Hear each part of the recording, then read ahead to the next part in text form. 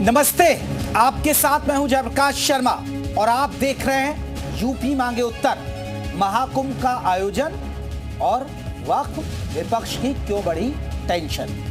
महाकुंभ चल रहा है, वक्फ की भी बात आ रही है और विपक्ष भी परेशान है। क्यों, कैसे, यही बात कर रहे हैं। 13 जनवरी से सनातन की सबसे बड़े मेले महाकुंभ का आयोजन शुरू होने जा रहा है। माना जा रहा है कि दुनिया भर से 45 करोड़ से ज्यादा श्रद्धालु महाकुंभ में डुबकी लगाएंगे। सोचिए, 45 करोड़। लिहाजा महाकुंभ की तैयारियां अंतिम चरण में है, लेकिन समाजवादी पार्टी के मुखिया अखिलेश यादव महाकुंभ में तैयारियों के सहारे सरकार पर हमलावर हैं। अखिलेश यादव का कहना है कि कुंभ की व्यवस्थाओं को नाकाफी बता रहे हैं। अखिलेश यादव के आरोपों पर डिप्टी सीएम केशव प्रसाद मौर्य ने पलटवार किया और कहा कि 2013 के कुंभ में जो बदइंतजामी हुई थी उससे कोई नहीं भूल सकता है। उधर वक्फ बोर्ड को लेकर भी महाकुंभ में पोस्टर लगाया। संतों का कहना है कि ये पोस्टर हिंदुओं को वक्फ की हकीकत बताने के लिए लगाया गया है। पोस्टर लगाने वालों के संतों का कहना है कि अब देश में वक्फ बोर्ड की जरूरत नहीं है, ये जमीनों की लूट करने वाला बोर्ड है। तो आज यूपी मांगे उत्तर में इसी मुद्दे पर चर्चा हो रही है, लेकिन पहले रिपोर्ट।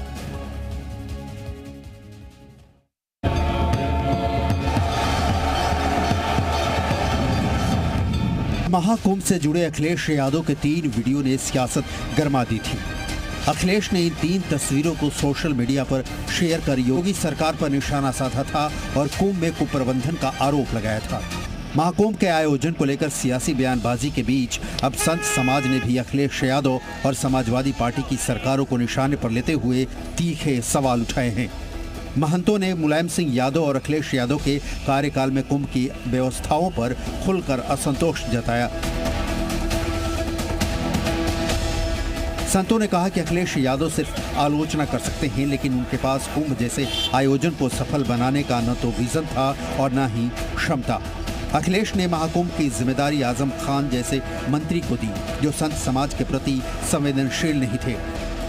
को आकर के स्वयं यह देखना चाहिए। कुंभ की अच्छी व्यवस्थाएं अच्छी चल रही हैं और मानव बल के द्वारा जो कार्य किया जा रहा है, हमें पक्ष विपक्ष में रह करके राजनीतिक रूप में निंदा करनी चाहिए, वो अच्छी बात है। एक दूसरे के प्रति आक्रोश होता है, भाषा का प्रतिवाद करना चाहिए, लेकिन कुंभ एक धार्मिक पर्व है। यहाँ किसी पॉलिटिकल पार्टी का कोई विषय नहीं, सभी पार्टी के लोग कुंभ में आते हैं।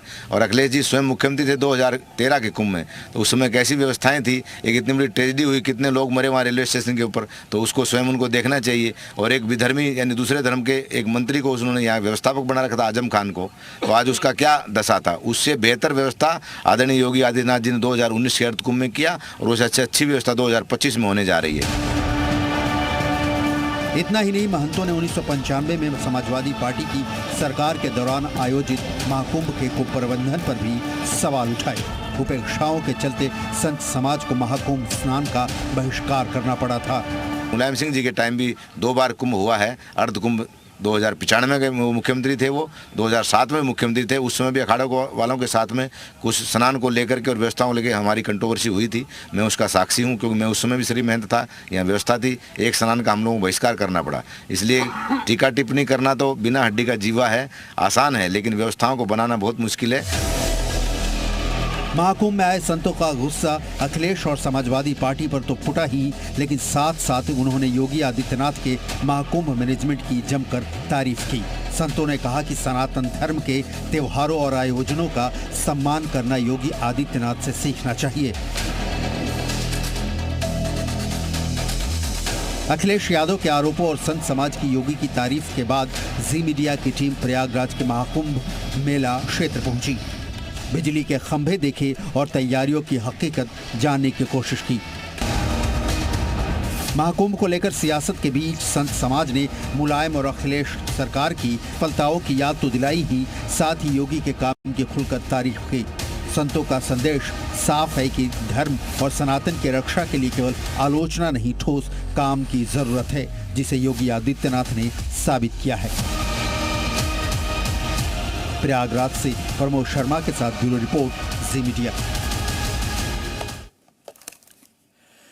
तो चलिए आज के महत्वपूर्ण सवाल जिसके इर्द गिर्द हमारी चर्चा हो रही है, वक्फ विपक्ष की क्यों बढ़ी टेंशन, महाकुंभ का आयोजन। तो आज के महत्वपूर्ण सवाल है, क्या महाकुंभ की तैयारियों पर भ्रम फैला रहा है विपक्ष, ये हमारा महत्वपूर्ण सवाल है। सनातन के सबसे बड़े आयोजन से विपक्ष को परेशानी है।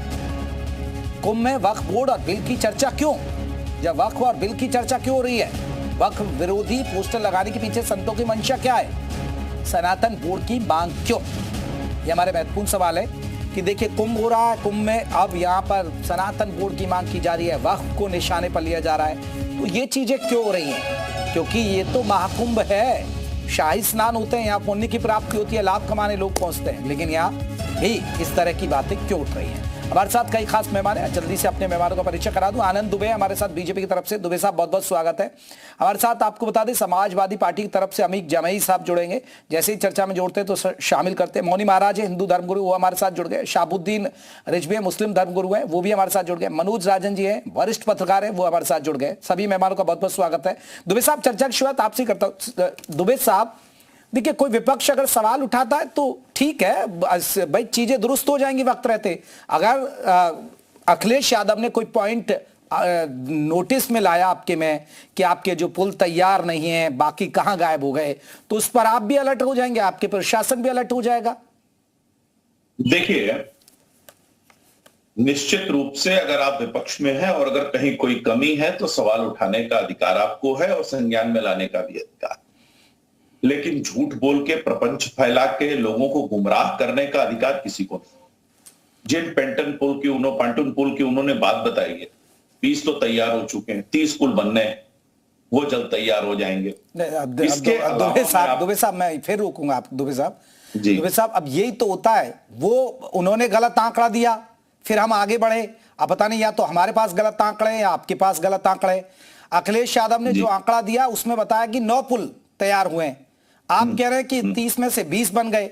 मेरे पास जो खबर है कि आज 30 में से 15 चालू कर दिए गए।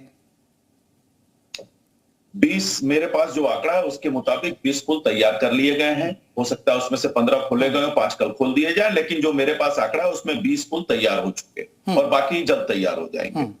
अब मैं आगे बढ़ता हूं। देखिए, इस बार का जो कुंभ है वो सबसे भव्य और दिव्य बनाने की तैयारी, करीब 7,500 करोड़ का इसका बजट है।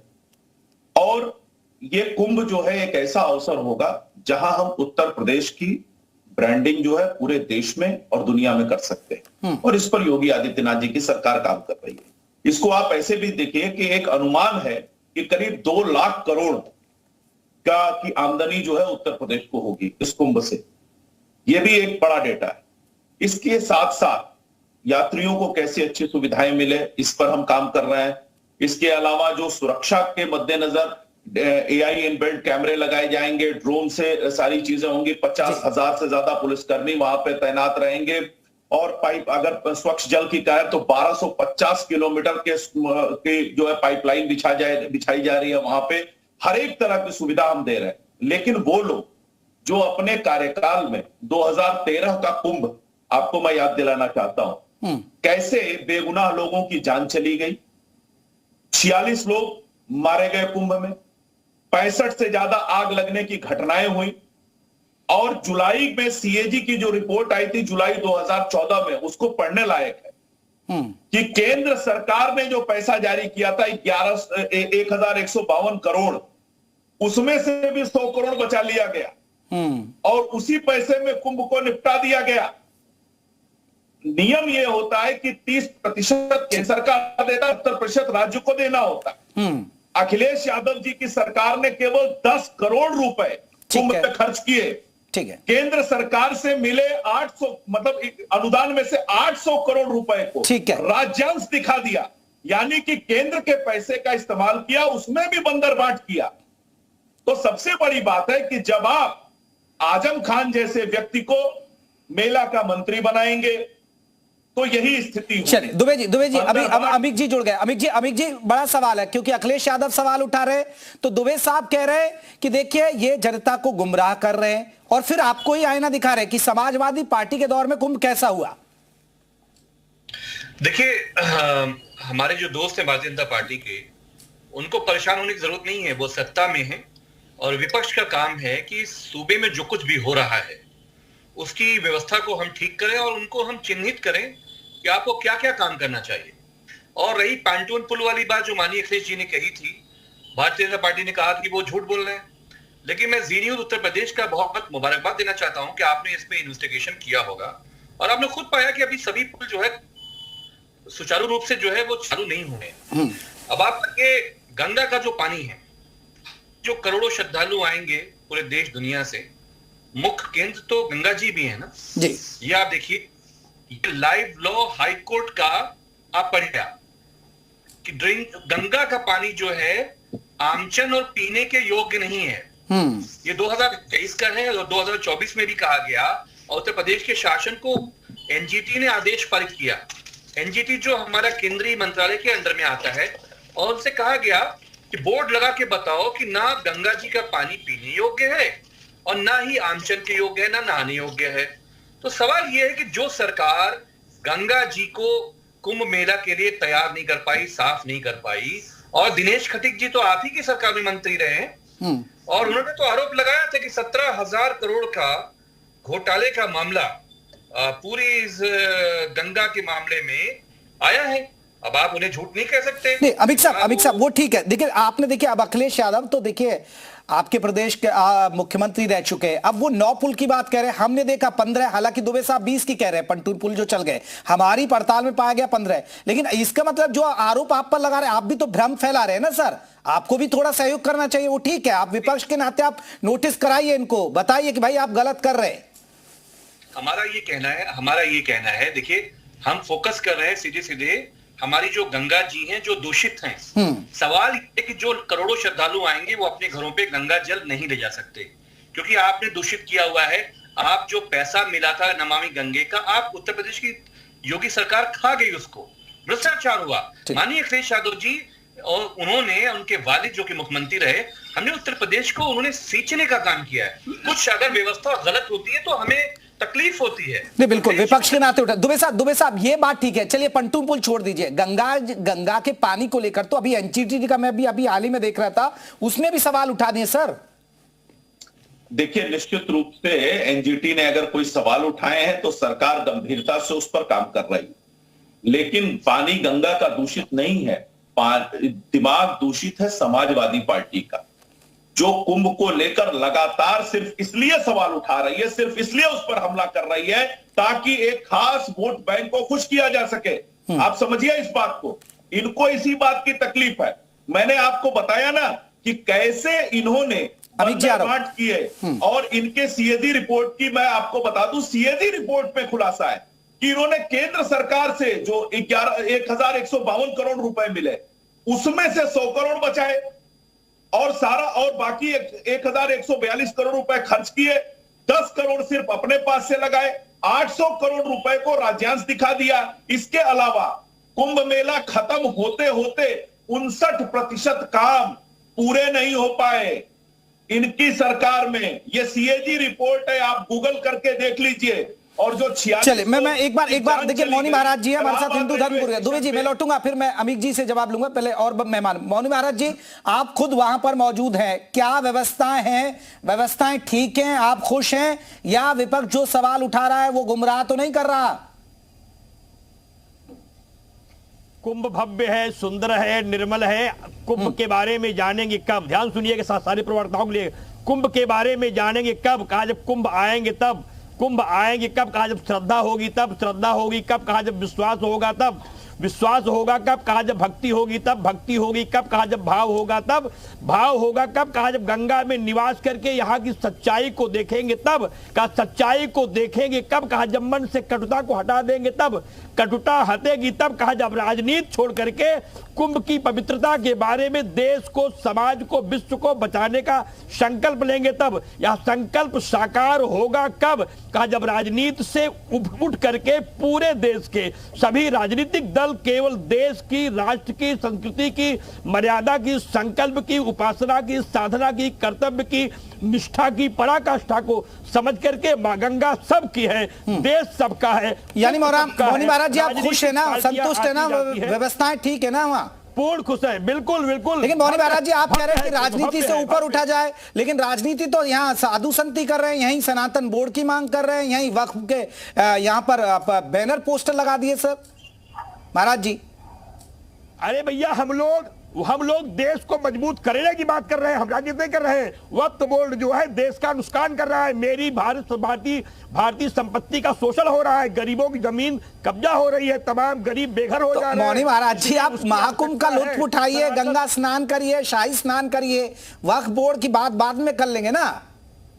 क्यों इसे सियासत का अखाड़ा बना रहे हैं यहाँ? अभी मेरे महात्मा नहीं, अरे भाई, मेरे अखाड़े इस समय आए हैं, शंकराचार्य है। हम लोग इस समय कब मंत्रणा करेंगे? मंत्रणा करने के लिए 12 वर्षों की प्रतीक्षा कब करेंगे? इसलिए आवश्यकता है इसमें मंत्रणा करने की और सरकार को प्रस्ताव भेजने की, पूरे देश से बताने की कि देश का नुकसान कहां हो रहा है, हित किसमें है देश का, देश कैसे बचाया जा सकता है, देश की संपत्ति कैसे बचेगी, कुंभ कैसे भव्य बनेगा, समाज में कैसे। चलिए महाराज जी, मैं लौटूंगा, और भी मेरे पास 2 मेहमान हैं, उनको भी चर्चा में जल्दी से शामिल करें। रिजवी साहब देखिए, महाकुंभ हो रहा है, ठीक है, विपक्ष का काम है सवाल तैयारी, लेकिन वक्फ की गूंज वहां भी सुनाई दे रही है, सनातन बोर्ड की बात वहां भी सुनाई दे रही है। देखिए, मैं तो ये चाहूंगा, मेरी ये ख्वाहिश है कि कुंभ का मेला बहुत खूबी अंजाम पजीर हो और अच्छे से वहाँ के इंतजामात हो, अमन शांति के साथ में पूरा प्रोग्राम हो। मगर जो हालात हैं वहाँ पर और जो कुछ हो रहा है वो मुकम्मल तरीके से सियासत हो रही है, राजनीति हो रही है। अभी उससे पहले अखाड़ा परिषद ने कहा कि वहाँ गैर सनातनी नहीं आएंगे, फिर उसके बाद में कटोगे बटोगे, फिर होर्डिंग बैनर लगाए गए, अब वक्फ बोर्ड का बैनर लगाया गया है, फिर उसके बाद में सनातन बोर्ड की मांग की गई है। तो ये पूरी वो जो एक मजहबी मेला है और मजहबी मेले का तकद्दुस और उसकी पाकीज़गी बरकरार रखना चाहिए। ये सब न करके बल्कि साधु संत लोग राजनीति कर रहे हैं। वक्फ बोर्ड में जो कहा जा रहा है कि वक्फ बोर्ड को खत्म कर देना चाहिए, तो वक्फ बोर्ड खत्म क्यों कर दिया जाए? वो एक तो पार्लियामेंट कानून के तहत है और उसकी संविधान ने भी इजाजत दी है, और ये किसी मुस्लिम संस्था ने नहीं बनाया, बल्कि ये हुकूमतों के जरिए बनाया हुआ कानून है, वक्फ बोर्ड है। वक्फ बोर्ड में जरूर ठीक है, जो चेयरमैन है या मेंबर्स हैं वो लोग कभी कभी वक्फ बोर्ड की जमीनों में गड़बड़ शबड़ करते हैं और करोड़ों की जमीनें रेवड़ियों के भाव में बेचते हैं, ये जरूर है। मगर जो इस बात को समझना चाहिए साधु संतों की, वो जो जमीनें हैं वो मुसलमानों की वक्फ की हुई, मुसलमानों की दान दी हुई है। किसी इसमें हिंदू ने दान नहीं की दिया, ना किसी गवर्नमेंट का इसमें दान है। रिजवी साहब, मैं जवाब लूंगा इस पर मौनी महाराज जी से, लेकिन मनोज राजन जी को चर्चा में शामिल करें। मनोज राजन जी, एक बहुत महत्वपूर्ण सवाल, चर्चा यह है कि आपको लगता कि विपक्ष भ्रम फैला रहा है कुंभ को लेकर? अब देखिए, दुबे साहब ने कह दिया एक विशेष वर्ग को खुश करने के लिए कहीं ना कहीं इस तरह की बयानबाजी हो रही है कि एक विशेष समुदाय को खुश करना है, लेकिन क्या विपक्ष का भी तो काम है ना भाई आपको बताना कि आप अगर गलत है तो? क्या विपक्ष एक समुदाय को खुश करके जो दूसरा समुदाय महाकुंभ कर रहा है, क्या उनके वोटों के बिना सत्ता में आ पाएगा? क्या जब समुद्र मंथन हुआ था और उसमें 7 अमृत के कलश निकले थे, उसमें से एक कलश इलाहाबाद में संगम में रखा गया, जिसका अमृत चखने के लिए करोड़ों की भीड़ हर साल आती है। एक पॉलिटिकल पैशन हो गया है, एक पॉलिटिकल फैशन हो गया है कि मुहर्रम हो, ईद हो, होली हो, नवदुर्गा हो, कहीं ना कहीं कुछ ना कुछ हर चीज पर एक पॉलिटिक्स इन्वॉल्व हो गई है। बड़ा सीधा सा सवाल है, अगर ये महाकुंभ है जिसमें आने वाली भीड़ किसी जात किसी धर्म की नहीं है, वही वहां की हीरो है, आपको उसके लिए इंतजाम करने, you are bound to do this. आपने कमी की, गड़बड़ी की, लेकिन सच बात तो यह है कि इस पूरी पॉलिटिक्स का महाकुंभ है ये वाला महाकुंभ। महाकुंभ के नाम पर सिर्फ पॉलिटिक्स, क्या जरूरत थी वहां पे वक्फ बोर्ड को खत्म करने की बात उठाना और होर्डिंग लगाना? क्या जरूरत थी कि सनातन बोर्ड के गठन की मांग वहां पे की जाए? महाकुंभ है, शाही स्नान है, उन नागाओं की तरह सोचिए जो इस महाकुंभ में आते हैं और उसके बाद कभी नहीं दिखाई देते। कहां चले जाते हैं वो सनातन काल से, वो कालांतर से वो चले जाते हैं अपनी कंदराओं में, गुफाओं में, फिर एक बार जाके तप करते हैं उस भीड़ को जो इस पॉलिटिक्स का कोई हिस्सा नहीं बनती। लेकिन मनोज जी देखिए, अगर विपक्ष सवाल उठाता तो सत्ताधारी तो सवाल आईना तो दिखाएगा ना कि भाई 2019 में अर्धकुंभ हुआ, दुनिया में वाहवाही हुई उस अर्धकुंभ की जब योगी सरकार ने किया, अब महाकुंभ हो रहा है, अब फिर से एक तैयारी की गई है युद्ध स्तर पर, खुद सीएम योगी मॉनिटरिंग कर रहे हैं। लेकिन विपक्ष के दौर में क्या था? अब आप सोचिए कि वहां 2013 का भगदड़ हो गई, ये हो गई, व्यवस्थाएं हुई, साधु संत नाराज हो गए, तंबू नहीं मिले, शाही स्नान को लेकर विवाद हुए, ऐसी बहुत घटनाएं हुई, तो आईना तो दिखाएंगे दुबे जी की पार्टी। फिर मैं उस वक्त उस पूरी घटनाक्रम का रेलवे स्टेशन पर जो हुई थी उसका गवाह था। मैं करीबन 3 महीने उस कुंभ में था। मैंने देखा है वहां पे क्या हो रहा था, क्या नहीं हो रहा था, सब कुछ देखा हुआ है। भगदड़ हुई थी, बहुत लोग मर गए थे। जो व्यवस्थाओं के बैरिकेटिंग लगाए गए थे, वो बैरिकेटिंग से भीड़ को घुमाया ही नहीं गया, इसलिए एक साथ सारे लोग रेलवे स्टेशन में पहुंच गए। रही बात आईना दिखाने की, तो विपक्ष आपको आईना दिखाता है, दूसरा है पत्रकार जो आपको आईना दिखाता है। अगर आप उसको पॉजिटिवली लेंगे तो कमियों को दूर करेंगे, अगर आप उसको निगेटिवली लेंगे तो आप हमेशा उसको सियासत समझेंगे। लेकिन हाँ, मैं साफ कहूंगा कि यह सियासत दोनों तरफ। बिल्कुल दोनों। मौनी महाराज जी, एक बड़ा सवाल है। मनोज राजन वरिष्ठ पत्रकार है, उत्तर प्रदेश की नब्ज को खूबी जानते हैं, लेकिन मौनी महाराज जी वो भी इस बात को कह रहे हैं कि वक्फ के वहां बोर्ड लगाने की क्या जरूरत, सनातन बोर्ड की मांग वहीं से। और रिजवी साहब खुद कह रहे हैं कि साधु संत वहां राजनीति क्यों कर रहे हैं कुंभ पर।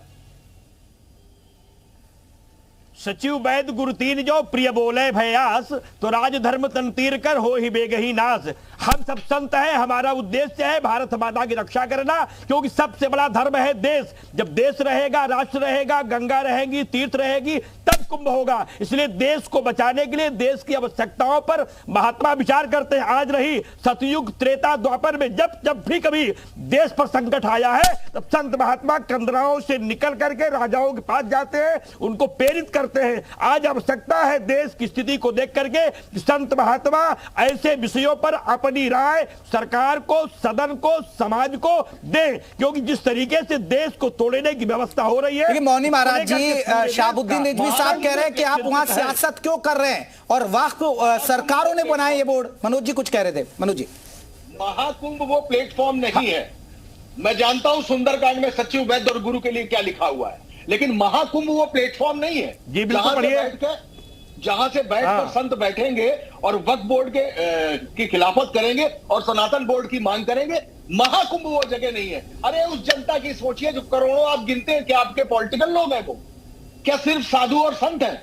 अरे वहां कभी जाइए, देखिए गरीब आता है, एक दूसरे का हाथ डंडा पकड़े पकड़े 50 लोग चले जा रहे होते हैं, कहीं खो ना जाए। वो वहां डुबकी लगाने आता है अमृत की, मोक्ष की चाह में, परम मोक्ष की चाह में। आपकी पॉलिटिक्स खेलने के लिए नहीं आता है, आपकी पॉलिटिक्स सुनने के लिए। मौनी महाराज जी जल्दी से जवाब दीजिएगा, फिर मैं रिजवी साहब से पूछूंगा इस पर। देखिए ऐसा है, बरगलाइए मत, पगलाइए मत। यह मेरा धार्मिक स्थल है। आज मेरे देश को आवश्यकता है आपकी खुराफात की कमियों को बताने के लिए। जो जनता आ रही गांव से, गरीब से, सबको हम बताएंगे वक्त वोट कर रहा है, देश का कैसे दोहन हो रहा है, कैसे उसके आड़ में मेरी धार्मिक स्थलों का, मेरे गरीबों के घर का, उनके मकान का, उनके दुकान का, उनके शहर का, मेरे तीर्थों का अपमान हो रहा है। इसलिए वक्त बोर्ड की सारी काली कारतूतों को समाज के सामने लाने के लिए यह समय है, यह मंच है। पूरे देश के संत महात्मा अपनी बात पूरी निष्ठा के साथ रखेंगे।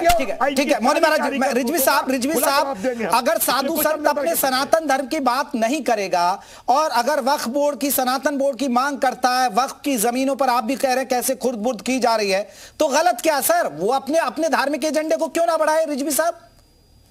नहीं, बिल्कुल ठीक है, वो सनातन धर्म यानी सनातन बोर्ड की मांग करें और सनातन बोर्ड बनना चाहिए। हम भी समर्थन करते हैं बाबा लोगों का कि जो लोग मांग कर रहे हैं सनातन बोर्ड बने। हम भी हुकूमत से कहते हैं कि सनातन बोर्ड जितनी जल्दी मुमकिन हो बना दिया जाए। अगर कल बनाना हो तो आज बना दिया जाए, ताकि जो उसके मातहत मंदिर, मठ, आश्रम में जो बहुत सारी जमीनें हैं वो सब उसके मातहत आए, और जो गरीब हिंदू है, लाचार, बेवा और कमजोर यतीम जो बच्चे हैं, हिंदू हैं, उनके विकास के लिए, उनकी तालीम के लिए और उनके पढ़ाई लिखाई के लिए सब पैसा खर्चा होना चाहिए। ऐसा ही हम ये भी चाहते हैं कि वक्फ बोर्ड की जो आमदनी है, तो वक्फ बोर्ड की आमदनी जो जमीन से आती है, जिस जमीन से, वो जमीन मुसलमानों की दान की हुई है और वो किसी हिंदू की दान की नहीं हुई, ना गवर्नमेंट की। और वो जो है वो मुसलमान, गरीब मुसलमानों पर खर्चा नहीं होती है।